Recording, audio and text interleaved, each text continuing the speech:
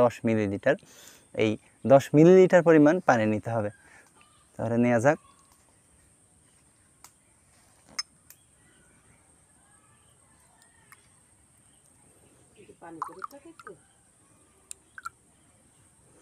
জি, এবার এখানে 10 মিলিলিটার পরিমাণ পানি নেওয়া হয়েছে। এখন পরবর্তী কার্যক্রম হচ্ছে এই অ্যাকোয়াসলের যে মেইন ঔষধ, এটা আমি এর ভিতরে দেব 10 মিলিলিটারে। এখানে লক্ষণীয় বিষয় হচ্ছে 10 মিলিলিটারে 10 ফোঁটা। এখান থেকে এটা প্রয়োগের আগে অবশ্য ঝাঁকিয়ে নিতে হবে। আপনি যে কোনো কোম্পানির ব্যবহার করতে পারেন, আমি এখানে ব্যবহার করছি অ্যাকোয়াসল কোম্পানির।